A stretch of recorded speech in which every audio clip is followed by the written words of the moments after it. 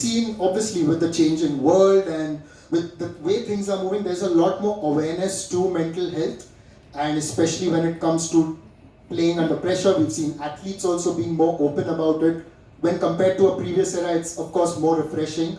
How do you look at these changes that have happened, especially in the last 4 or 5 years, particularly after COVID? So if we can just pass the mic and we can just have an open discussion of sorts, yeah.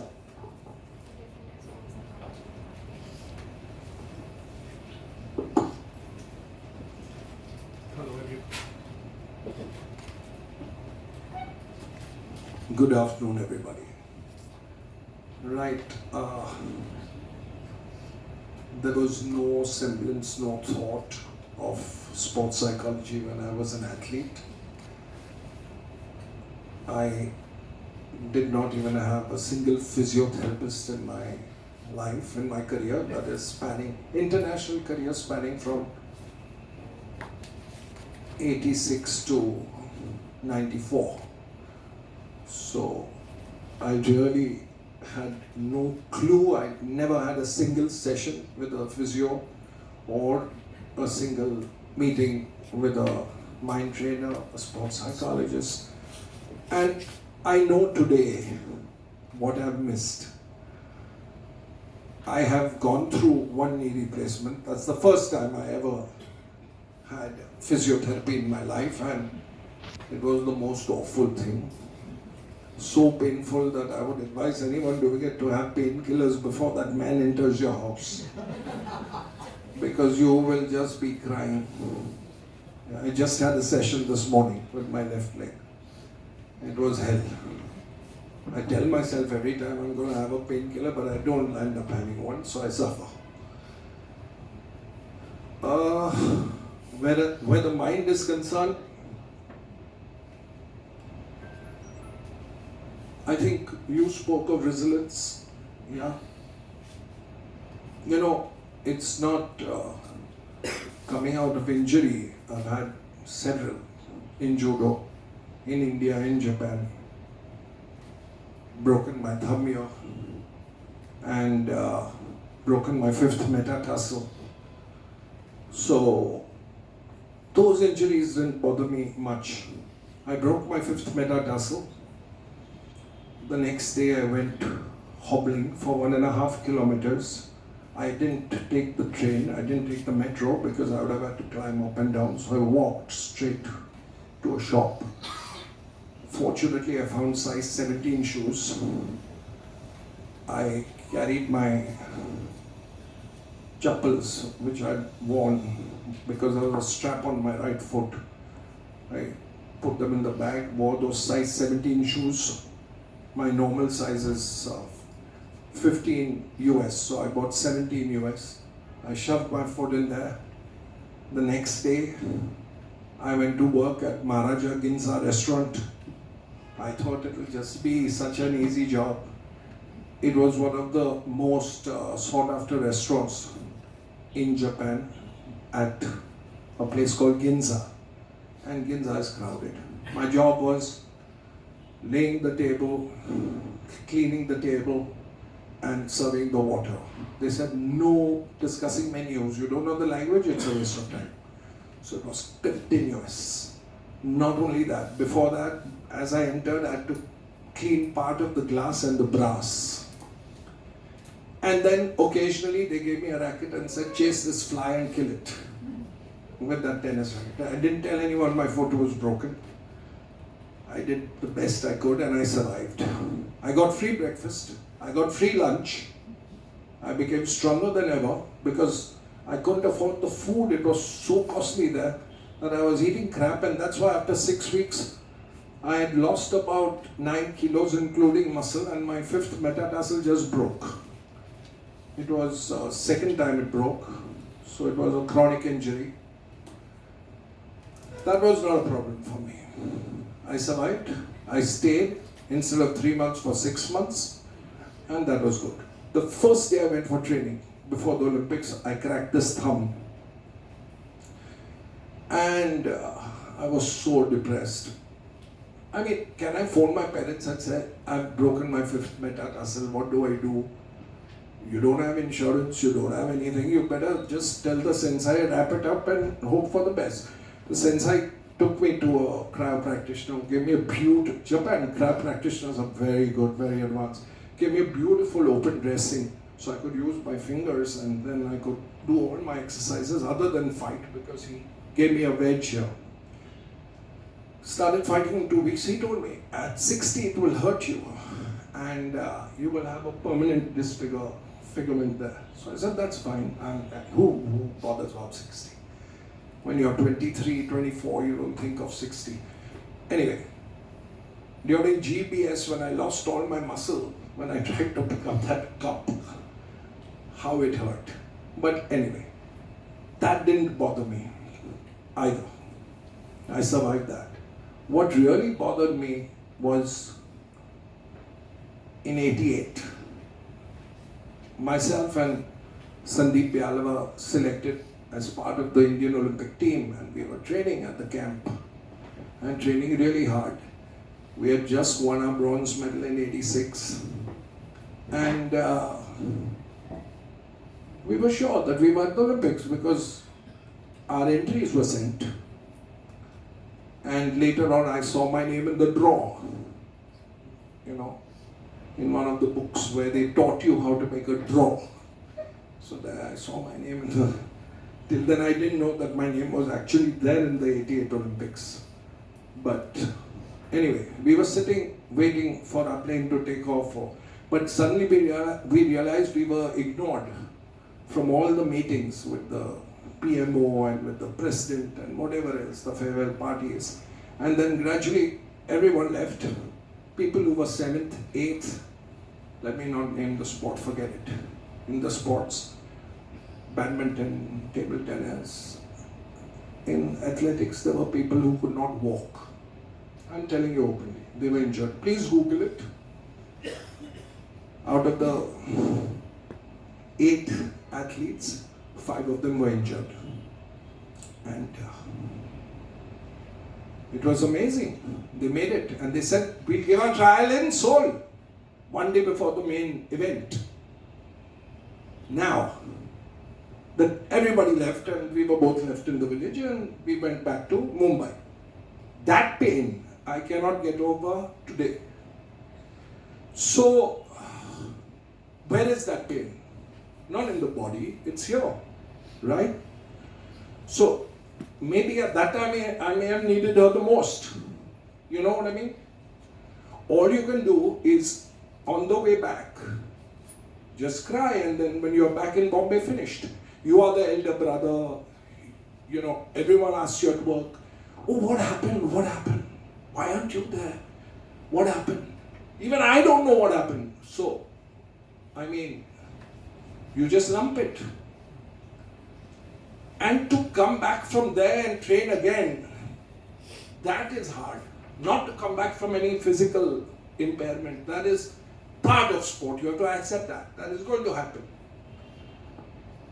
But when these other things happen, which are not part of sport, you know, in '88, what was the difference between my participation in the Olympics in '88 and '92?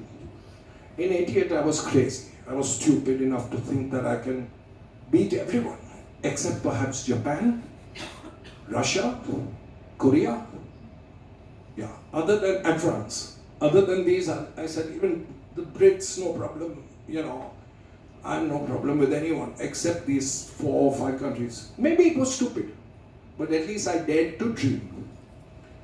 If you don't believe intrinsically that you can beat someone, there is no way. You will agree with me on that. Her job was to make me believe that I can beat them, right? So there is no way that I could have ever beaten them, actually, if I didn't believe. If I believed, maybe I could have. I was fighting in a weight category below 95 kilos. Subsequently, as I put on more and more muscle, it was impossible. And age, I had to leave that category. And in my time, there was no below 100. So I had to go above 95. And with a weight of 112, I had to fight people who were 160, 150. And the average heavyweight excellence is between 135 and 145. That is the average excellence weight of the maximum heavyweight group. And I was nowhere there. Although in the Tokyo Olympics, we had Lucas from Hungary who won the heavyweight with 112.5 kilos. And that was exactly my weight. He was 6 feet 5. That was my height then. I'm shrinking now. And so there was a point I believed that I could have been in the top 3 or 5 in the world. And then 3 months after coming to India, when I read that interview, I said, was I joking? Was I high on some drugs? Because after you come back from Japan, you literally from heaven in training and facilities, you come to hell. And when you complain or discuss with someone and say, give me better facilities, all they tell you is, I don't know, do it in spite of. So, in a way, in spite of was a good thing I heard. Because then I told myself, I'll do it in spite of. Whatever you do, I will do it in spite of. So even I use that as a kind of motivation. The joy I had and the life I had doing judo, you cannot imagine the fun. Even in a sport like judo, of course there was absolutely zero money then. There is good money today, but then there was very little money, but it was class, the principles of the sport, it was so good. The respect, for seniors and the respect for your opponent is so high, it's such a high quotient. In every other sport, you have near hooliganism on the mat or on the field. But in judo, it's so clean and so nice to be a part of that family. And to be a part of the Japanese culture also was really nice. So, participating at the Asian Games, Commonwealth Games, World Championships, these are experiences I could never have had, other than in sport. And the Olympics tops it all. And then Maithili, I have something to ask you. It's not only these blows of being left out from a sport, which you have to overcome in sport, but sometimes you return victorious from an Asian Games. And yet, you feel so low. You come back to India and you can't speak to anyone for a month or two. Why does that happen, Maithili? Why do you feel so low? Even if you won, if you lost, it's even worse. After an Olympic is over, what happens to you? First of all, your experiences just kind of made me think so much about what you went through as an athlete, and what you are now kind of shapes you quite a bit in terms of resilience.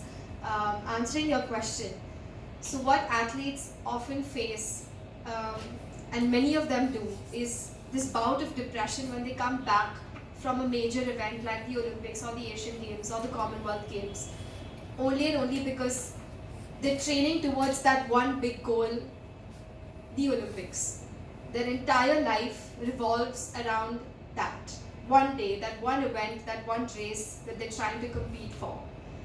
Nothing else matters to them. They wouldn't go to any social events. Their diets are extremely restricted. They have no other life besides their training, sleep, diet. That's what their life looks like for a 4-year cycle, Olympic typical cycle. Now when that one day, that one race is over, and they come back to reality, they're sitting with their families, they're sitting with their friends, there's this void they feel because they're not doing what they were doing for these 4 years. They feel, what am I supposed to do now? What is my purpose now? What is my why? Coming back to the why. There is this big void that they feel. It's this emptiness that you might have felt because you've given it all for that one day, and now the day is over. So now you're like, what am I supposed to do in life? Right? And to kind of again start back, switch them back on, use that time to kind of rest, re-energize, because you can't go back to training the next day you come back from such a major event. To help them rest is such a task for athletes because they're like, I feel like I'm not doing anything with my time if I'm not training. and they need to rest. They need to rest their mind, they need to rest their bodies. So that is probably the most difficult time for an athlete when they come back from a major event and they feel this emptiness, this void, and to kind of keep them engaged mentally and not feel like wasted is one of the hardest tasks for an elite athlete, I would say, for sure.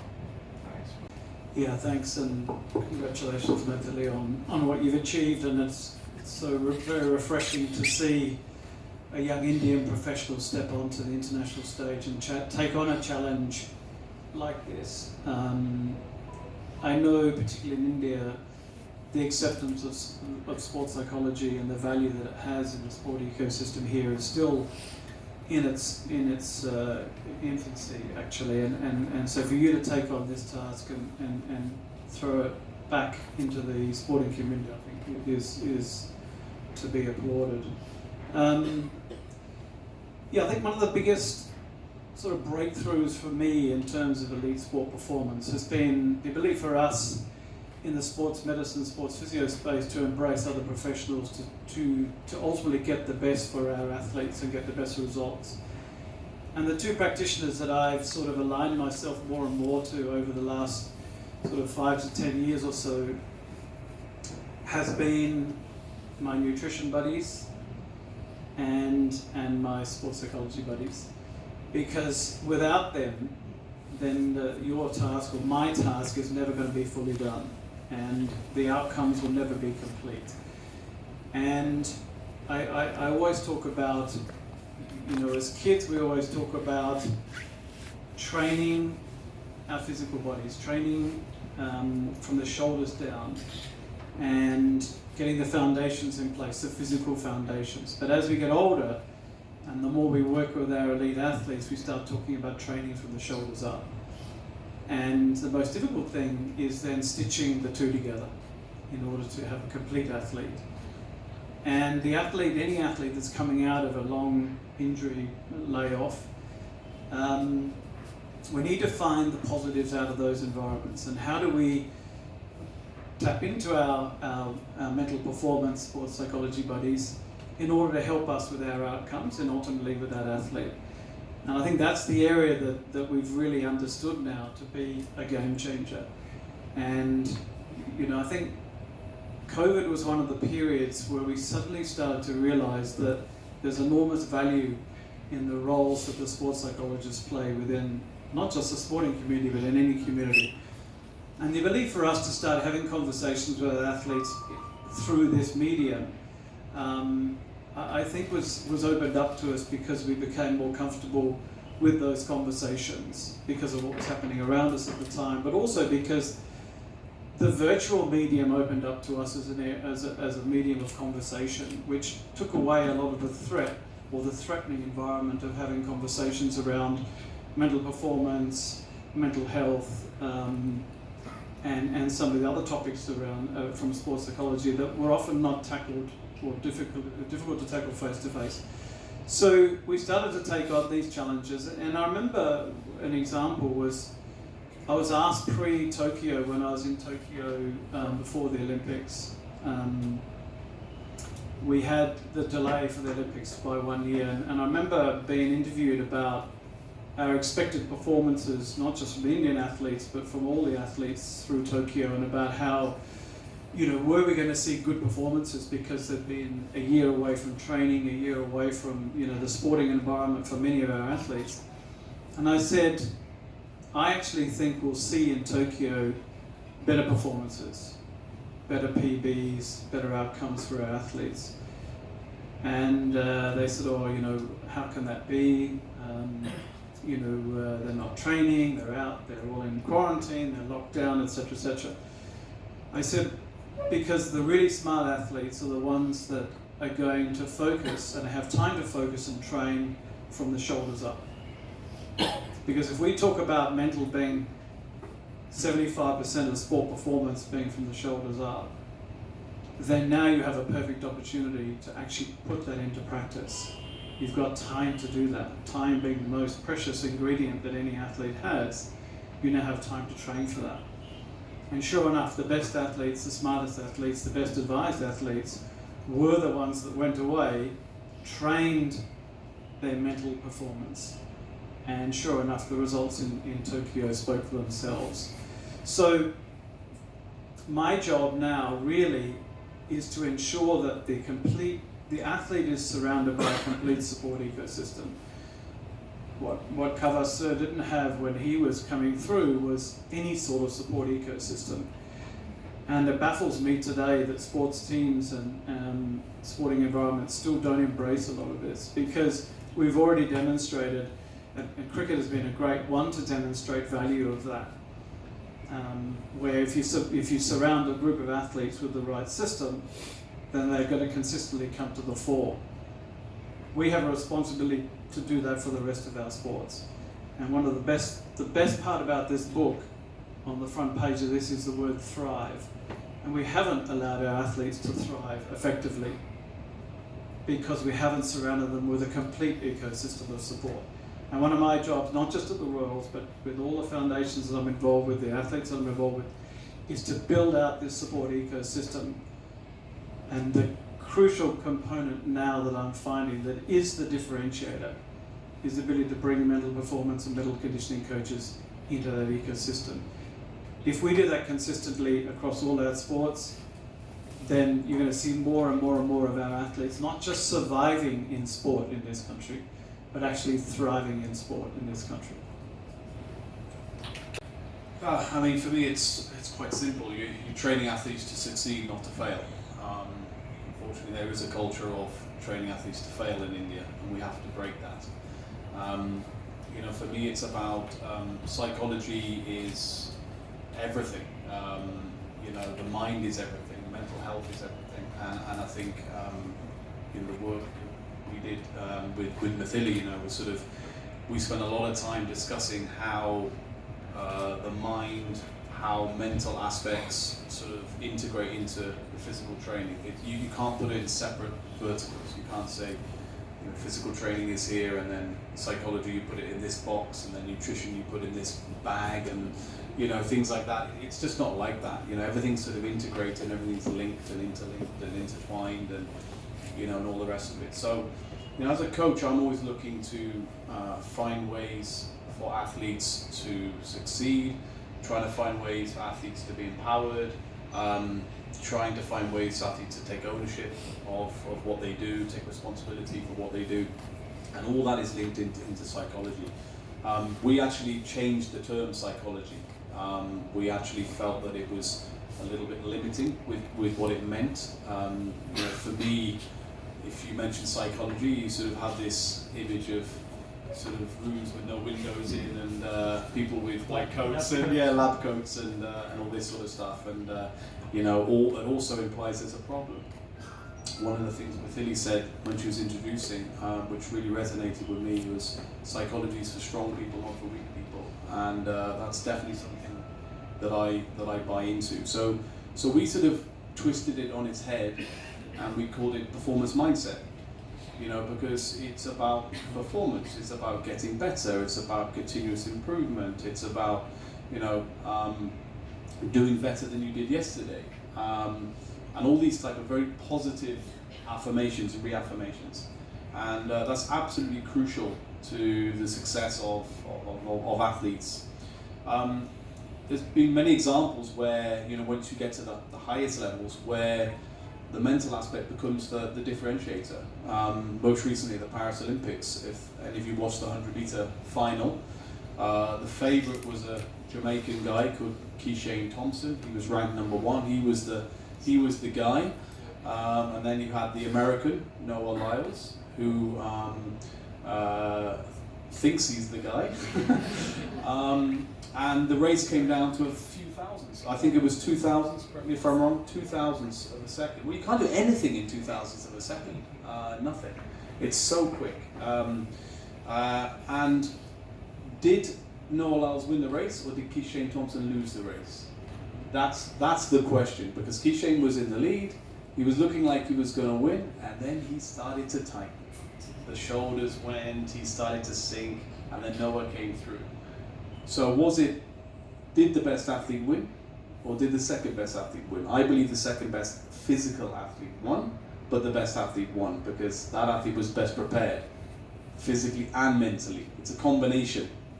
It's not just the physical. The best physical athlete came second. The best prepared athlete won.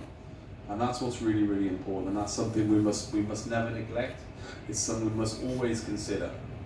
Now, going back to the to the book, and Maithili, can I just add to what John said? Amazing that you put this book together in such a short time as well. Maithili's got so much great stuff in her mind. She's so willing to sort of learn, embrace, and to put all this down and to be a sort of bit of a Bible, if you like, for mental health and mental wealth, if you like. In fact, to help our young athletes thrive is wonderful. Our job really is to guide our athletes so that if athletes are good enough to take the next level, they have the skills, the skill set, the qualities to be able to thrive. And John hit on that. I love that, thrive also. I think that's what, as coaches and professionals, we're trying to get the youth of India to really do is to thrive. So congratulations on a great book, and I look forward to sharing it with people that I know, and congratulations. Thank you. A couple of things. One, first of all, Maithili, I actually just picked this up and went through for the first time, looked at my forward, and I just noticed that I sent you two things by mistake. I actually sent two sets of notes to Maithili. One was like some ramblings that I wasn't supposed to send to her, and she's actually put that in. That wasn't the final cut, by the way, and she's actually put that as the forward. So please forgive my ramblings in the forward, but it probably says a bit about me, as I do tend to ramble a bit. But there's one piece in there that I do like, which I'm glad she actually did put in there, and it's a Leonard Cohen quote. I don't know whether any of you know Leonard Cohen, but I'm a big fan of Leonard Cohen. And during COVID, I did a TV series on mental health, a 3-part series, and one of the reasons why we did that was basically to try and increase the awareness around the importance of the role that mental health practitioners and sports psychologists play in everybody's lives. And one of the quotes I used in one of those shows was this one, which is, "There is a crack in everything, that's how the light gets in." And it talks about, what he's saying is that we all have our failure points, exactly, like James was just saying, but that's where our growth starts from. And I think when you look at books like this, it allows us to see through some of those failure points, allow that light to come in, and then ultimately for that to nurture growth. So as I said, I think every cricketer, every player, every sports person should have something like this in their kit bag, along with their shoes and their spikes and their cricket bats. But just coming back to post Paris, it was really interesting when we came back from Paris and started doing some debriefs around some of the athlete performances and what we were going to take away from Paris and the learnings. And it was really, really interesting that when we looked at the numbers, the number of Indian athletes who got into finals or semi-finals or into 4th positions but didn't quite go to the podium. And this was mostly in what we call non-physical sports that didn't require you jumping, hopping, running. There were sports that took absolutely, that required mental. And so one of the things that we noticed was that, well, one of the questions we posed was, are we exposing our athletes enough to high-level competition before big events like this? Because they're good enough to get to 4th position, they're good enough to get into finals. But what is the difference? And exactly like James said, from here up is the difference. And the ability for us to then expose our athletes to these environments so they become completely comfortable in those environments is critical. And so there are a lot of learnings out of Paris that we've got to take forward now into the next Olympics. That's what we're all here for, as I said. We all work together as part of an ecosystem to support our athletes. We're all here to completely sell to the community, outside of the sporting community, the value of such ecosystems. And it's one of my responsibilities, being involved in such a visible sport as cricket and IPL particularly, to demonstrate value and to demonstrate the value of good clinicians in this space, and demonstrate to the rest of our athletes that with this you can go forward and take those fourth positions into podiums on the international scale. About COVID, now I saw two types of athletes at the grassroots level. I'm talking about school level.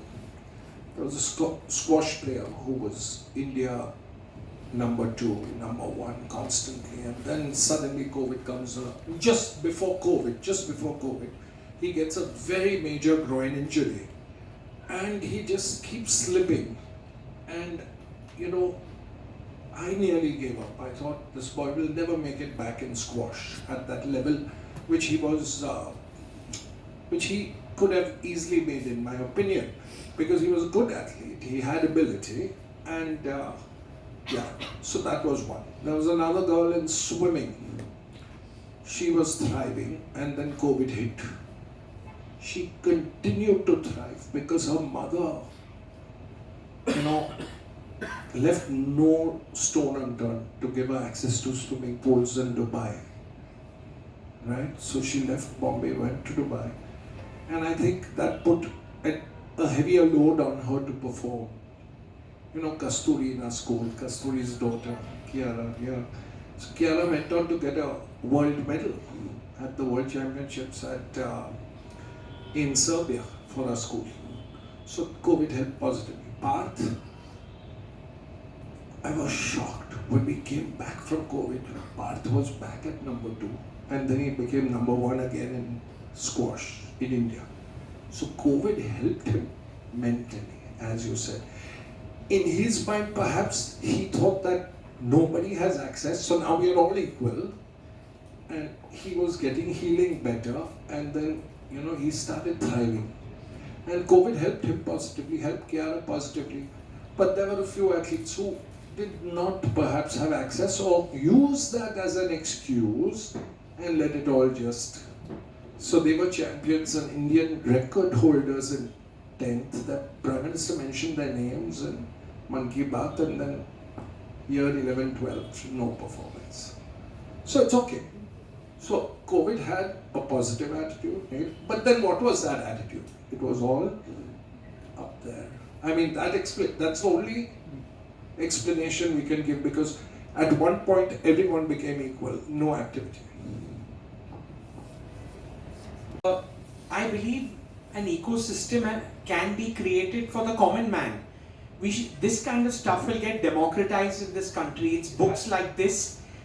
Herein is the thing, and this is where what Ashish Contractor does at HN Reliance is fantastic. Now, I'm not an elite sportsman, but I've gone there post-COVID, and I've got access to Maithili, I've had access to Chris Pedra, and I've had access to Mihi Rana. I haven't gone and lost 40 kilos, but what I've done is I've got into a regular regime where I'm eating sensibly, I'm exercising, and I'm just a common guy just trying to, do better at work, just to be a little more mobile than I am.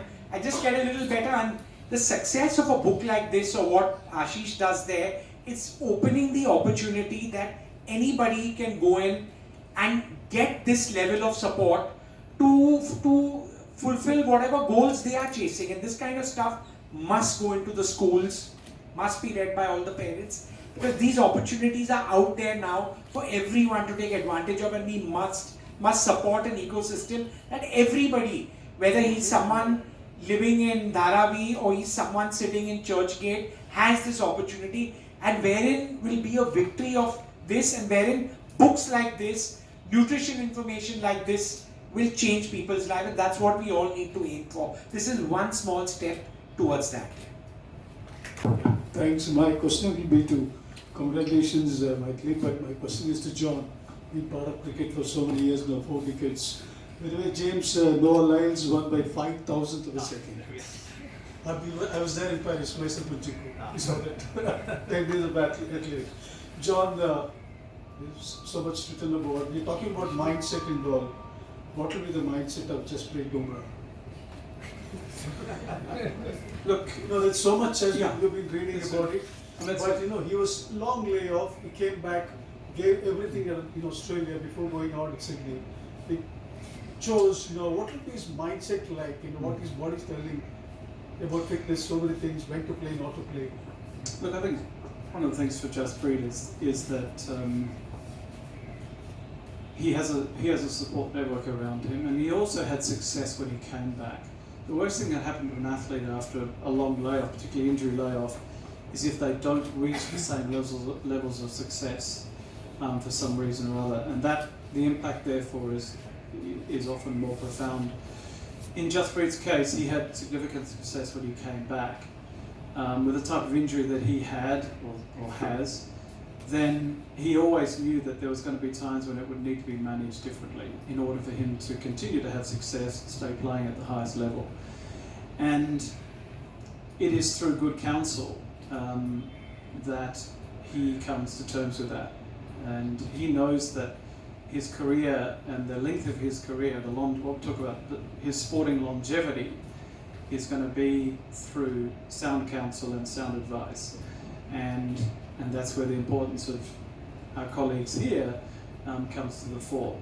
So when in fact, again, coming back to COVID, one of the things that we talked a bit about to our athletes, in fact a lot to our athletes about, particularly the cricketers, was we posed the question to them, what are you going to do after your career finishes? And the wonderful thing about COVID was it gave us an opportunity for them to look at retirement. And so we actually posed it as welcome to retirement, because at one point in COVID we didn't know when it was going to finish, and it was almost like for an athlete who's injured, it was suddenly everything was taken away from them. And so they were very exposed, they were very vulnerable. And so suddenly we put that back on them and said, well actually if this was you with an injury, how would you manage yourself? What decisions are you going to now make? Welcome to retirement. This is what it's going to be like.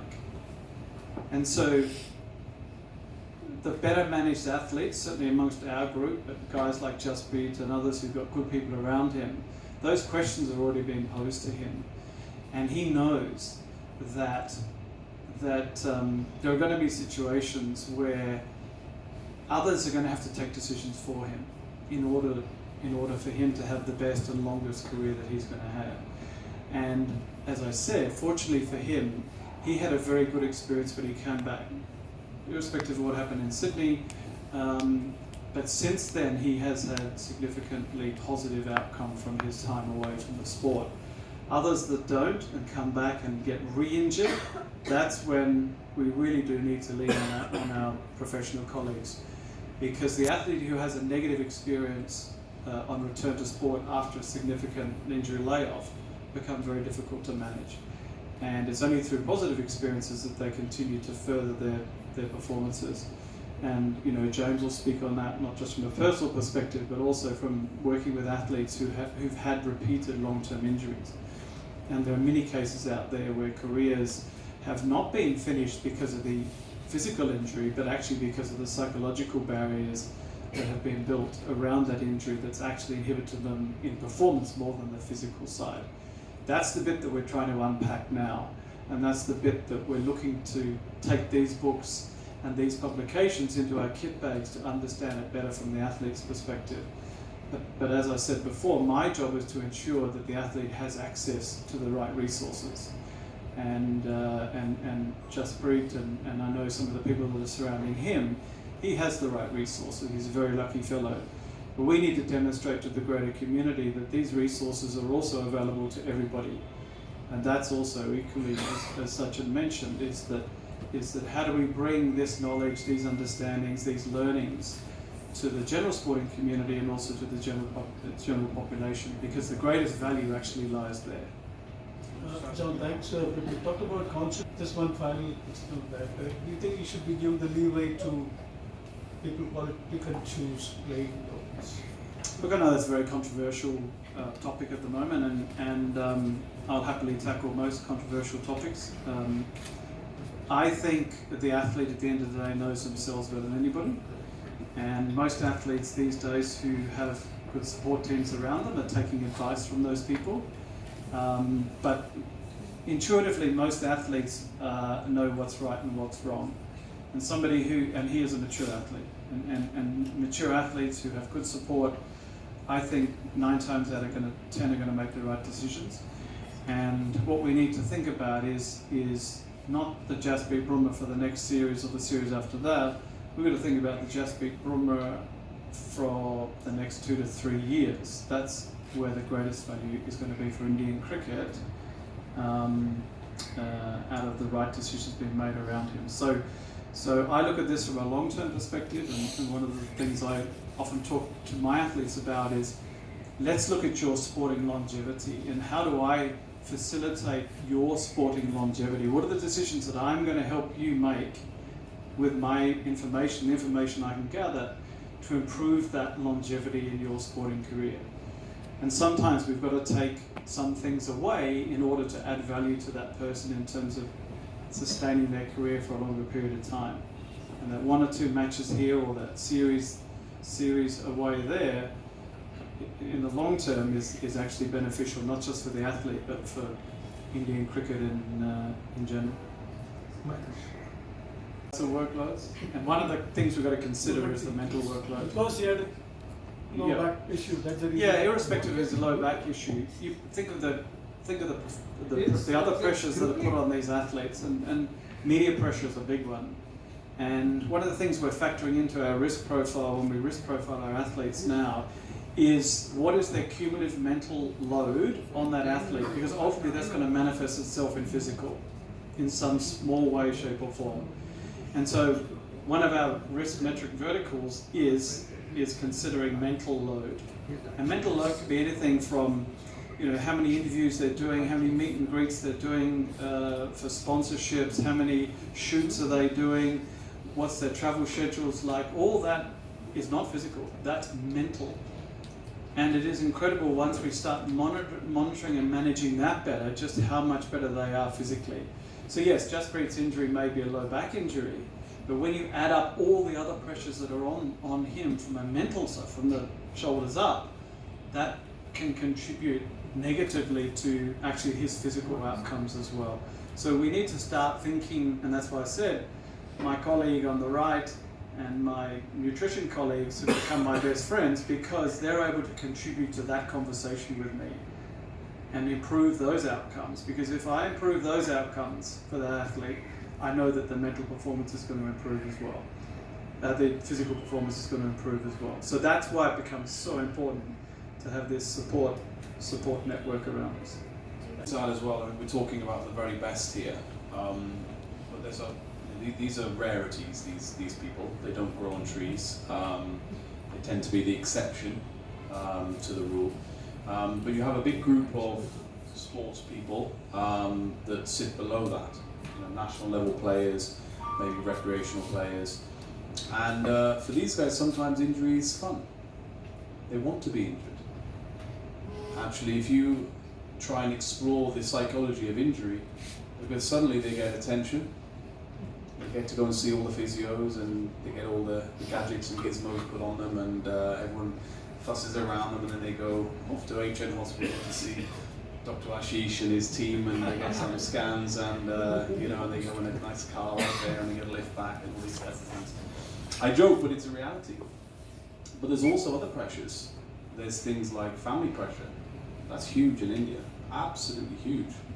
I've had 2 very, very high-level athletes that are national record holders both break down this year because of family pressure. These are real-life problems. It's called life, right? It's called life. So life gets in the way. Pressures of media, as John said. How these cricketers do it, I don't know. I mean, it's bad enough in athletics, but it can't be even close to what cricket is like. I mean, it's particularly in a country like India, right? It's just insane. So these guys must be protected. We must protect them. We must educate them how to manage media, how to say no, to media and these sort of things. So we have to understand how everything fits together. It's like a big jigsaw puzzle. It's not just that you can't just look at performance on its own, because as soon as performance comes, then you get a whole raft of pressure, you get felicitations and various other things going on in India, and things get accepted, things get blown out of proportion, and then expectation comes. So then all of a sudden, I'm talking from an athletics perspective here, but all of a sudden you've got an athlete that has run free or competed free and performed really well. Suddenly the best performance has become the worst thing that's ever happened to them. Because they can't manage now. Suddenly everything's changed. The world's a different place for them. The target's on the back. Everyone's expecting. If they don't do something, why didn't you do this? Why didn't you do this? Why didn't you do this? And invariably when they're on the way up, the only voice is the coach, maybe some of the team. But when they're up, there's voices coming from everywhere. All of a sudden, everyone wants a piece. Yeah? Everyone's hanging onto the coattails, right? And there's some giggles and smiles, because you all know what I'm talking about. Yeah? So these are the sort of things we need to preempt.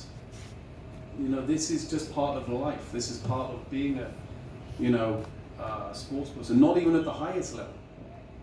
You know, at the highest level, I'm assuming you have really good people around your cricketers and stuff like that. So these are things we have to understand, and that's why we need to build resilient, I talked about it, resilient young people. This needs to go out in schools, as Sachin said. It's education. You know, we must educate parents, educate young people, education in the schools. It's absolutely vital. You build foundations when they're young, so they've got the coping mechanisms. So athletes often can't cope, and it's not the sport that's the problem. It's the stuff around it that they can't cope with. You know. Just on that point, 82% of our talented athletes fall out of the system between the age of 15 and 18. We're losing 82% of our athletes across sport in this country, in that age bracket. And one of the main reasons for that is this lack of support around them.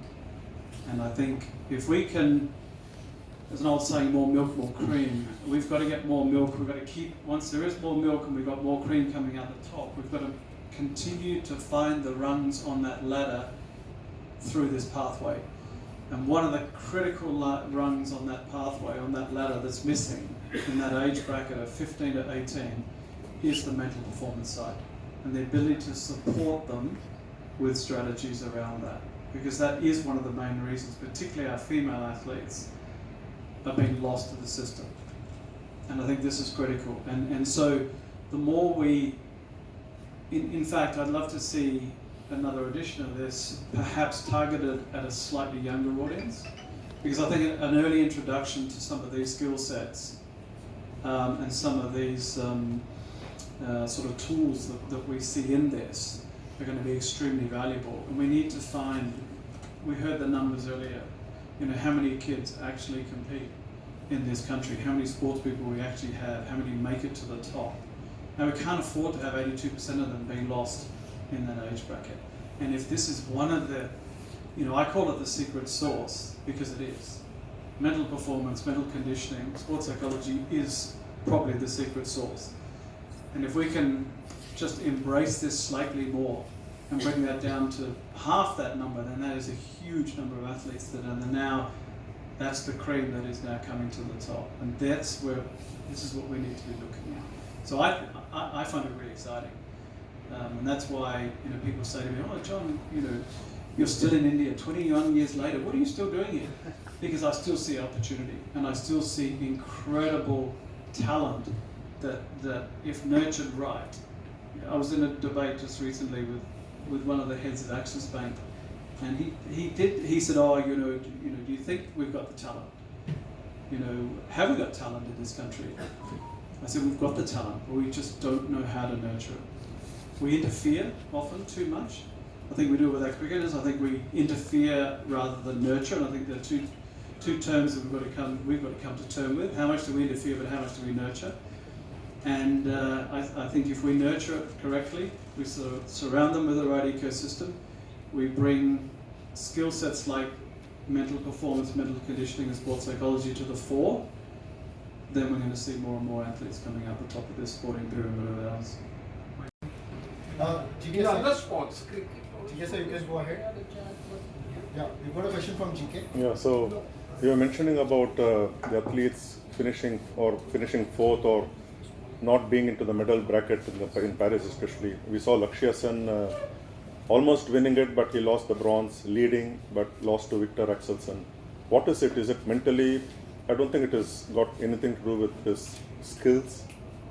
Has it got anything to do with mental? What does a sportsman go through in such moments? If both of you can answer. I think we'll probably direct to John, but I'll just take a quick stab. I think John touched on it. I think it's exposure, and I think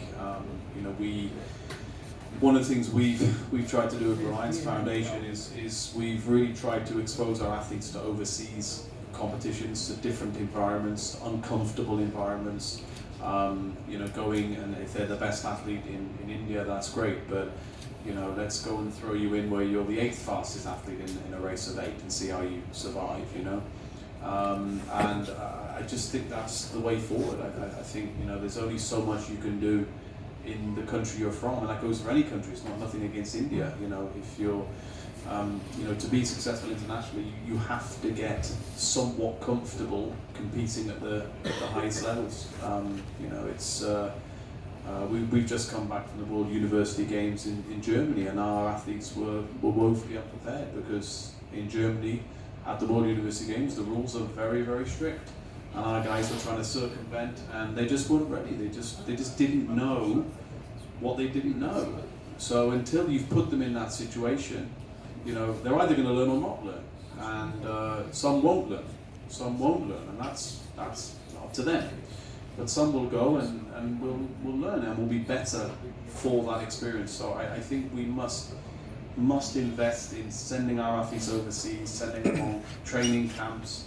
One of the things that we did with some of my sort of better athletes is we tried to humanize the competition. So what was happening was our athletes were going out, they were good enough to compete with some of these foreign athletes, but they lauded them up as gods. And they just couldn't do it. Now what I did, I sent them on a camp to train with them. And they were as good as them. In some cases better than them.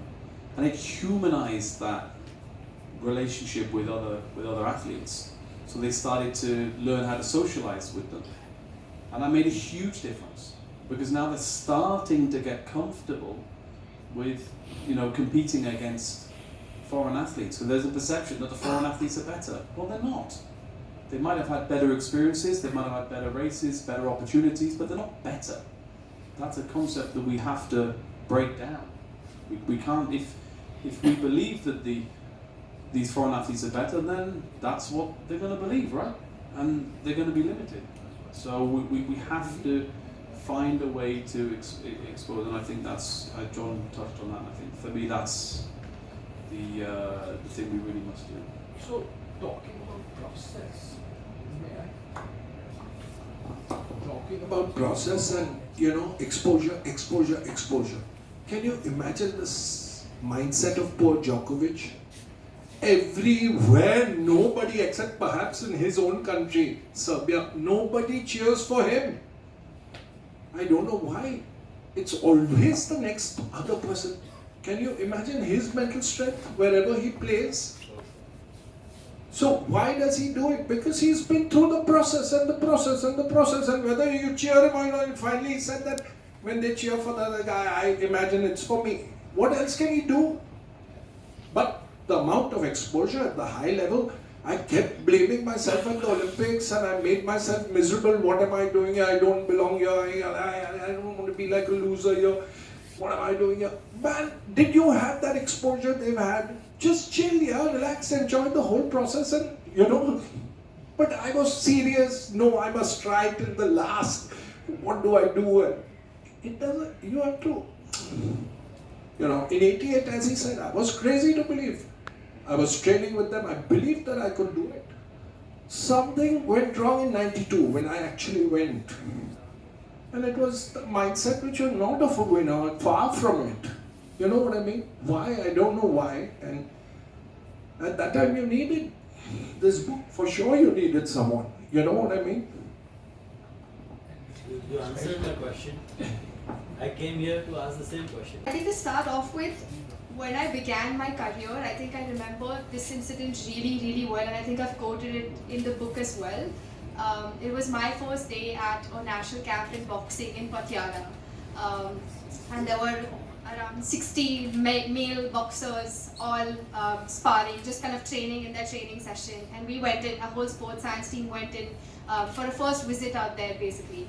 And the team kind of was introduced to the physio, to the nutritionist, and then they said psychologist. And then a lot of them kind of had like, the first expression was like, okay, like stay away from her, like, like I'm not going to go to her. She's the last person I want to go to, right? And it was my first visit itself. So I was nervous about kind of, what I'm going to do, how I'm going to get athletes to, speak to me, talk to me. So there was nervousness from both ends. And then one of the local physios from their team came and took me on the side and said, there's this one athlete that I really wanted to speak to, like on an urgent basis, because they're traveling for a major competition, and you need to speak to him because he's just not performing over the last couple of days. And I know something's up, but I know you'll be able to tap in because we can't like get him to speak.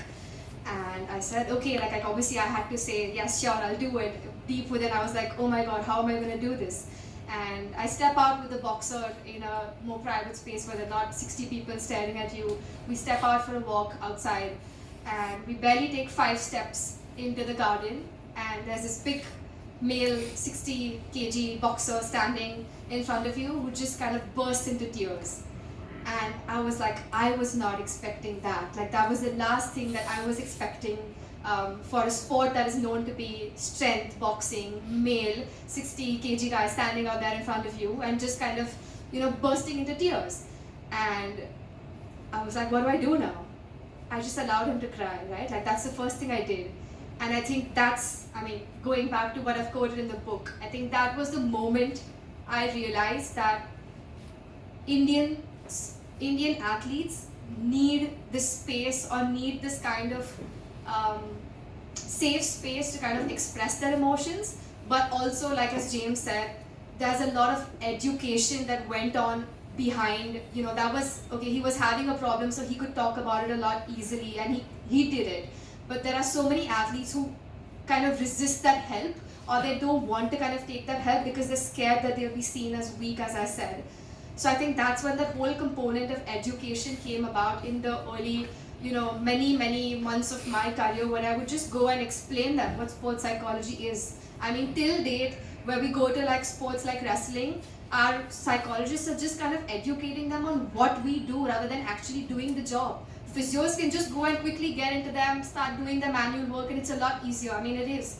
But when it comes to us, for us, we still need to explain them what we do, why it's going to help them, and then kind of get that acceptance to kind of work with us. So I think it's a lot of layers when it comes to sports psychology versus other fields yet in psychology. But the shift is happening.